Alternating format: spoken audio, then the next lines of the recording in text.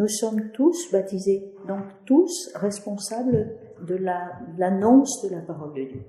Et donc du coup, notre première soirée, elle commencera par un temps d'accueil de la parole de Dieu. Nous allons choisir ensemble, en tout cas, un récit évangélique, certainement qu'on va se mettre à l'écoute de Jésus et à contempler Jésus dans l'Évangile. Et nous allons un peu guider la manière d'accueillir la parole de Dieu, guider la prière d'une certaine manière, proposer des pistes pour mieux écouter, mieux regarder l'Évangile, être à l'écoute de ce qui s'y passe, et puis dans un temps de silence, pouvoir se laisser toucher, se laisser rejoindre, se laisser aussi accueillir soi devant Dieu. C'est un échange de regards, la prière, l'oraison contemplative, l'oraison ignatienne. C'est Dieu qui me regarde et je le regarde, et c'est Dieu qui me parle et je lui parle. Voilà, il faut qu'il y ait ce mouvement, et ce mouvement à l'intérieur de mon propre cœur, et de sentir où est-ce que ça me conduit, où est-ce que ça m'entraîne, qu'est-ce qui me touche particulièrement dans ce récit évangélique. Voilà, ça sera un premier temps. Et puis après, il y aura un deuxième temps où chacun, personnellement, pourra noter pour lui-même qu'est-ce qui m'a touché dans ce temps de prière. Comment je reconnais que Dieu est venu me rejoindre? Peut-être qu'est-ce qui, de moi, a été particulièrement touché? Est-ce que c'est ma manière de regarder? Est-ce que c'est ma manière d'avancer? Est-ce que c'est ma manière de m'arrêter? Est-ce que c'est, voilà, comment j'ai été touchée dans mon quotidien, vraiment. Et ça, de se le noter pour soi personnellement, et puis de pouvoir se dire, mais de ça, qui est quand même très intime, très personnel, qu'est-ce que j'ai envie de partager aux autres? Qu'est-ce que, de ma manière d'accueillir Jésus dans ma vie, dans ce moment-là, j'ai envie de communiquer? Qu'est-ce qu'aujourd'hui j'ai accueilli de Jésus, de Dieu, d'un visage particulier de Dieu, peut-être d'un geste de Jésus? Qu'est-ce que j'ai envie de partager aux autres? Parce que ça a été important pour moi. Voilà. Et donc il y aura un temps, un petit groupe, parce que l'expérience de chacun, elle est unique et elle est respectable.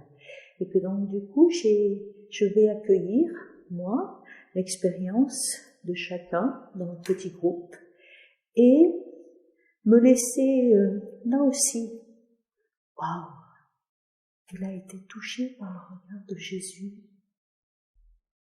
Moi, je m'en étais même pas rendu compte, quoi. Et de pouvoir se dire, quand on partage l'expérience du Christ, l'expérience de Dieu, et qu'on se la communique, qu'est-ce qu'elle prend du poids, de la densité, et du coup de pouvoir accueillir en soi comment ça nous enrichit, comment ça rajoute quelque chose de ce que j'ai moi-même vécu. Qu'est-ce que ça vient bouger, bousculer aussi, parce que des fois, ouais. Et de prendre un petit temps personnel, et là, chacun écrira personnellement de ce temps fort d'écoute personnelle du Christ, de Dieu, de ce temps fort partagé de ce que chacun a reçu. Qu'est-ce que je veux garder pour moi aujourd'hui? Voilà. Chacun sera invité à le noter.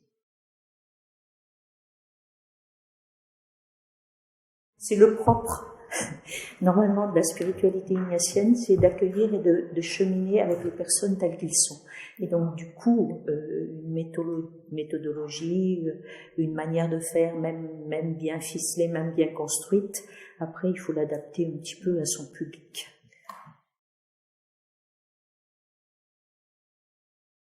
Et qu'est-ce qui est attendu de l'Église aujourd'hui et comment elle essaie de répondre aux attentes et aux besoins de ce monde. Quel petit pas je peux faire, moi, là où je suis, pour que quelque chose d'un peu plus de vie puisse se partager, s'échanger, se communiquer, qui répond bien à la fois à la démarche du carême, parce que c'est bien regarder où est-ce qu'on en est dans notre relation au Christ et puis dans notre chemin vers lui, pour être davantage missionnaire, et qui aussi, par rapport au synode, eh ben, ce que ici à Saint-Jean, petite portion d'église, on va pouvoir entendre comme appel, comme besoin, comme ce qu'on fait déjà, ce qu'on pourrait faire d'autre, ben, ça puisse remonter jusqu'au pape.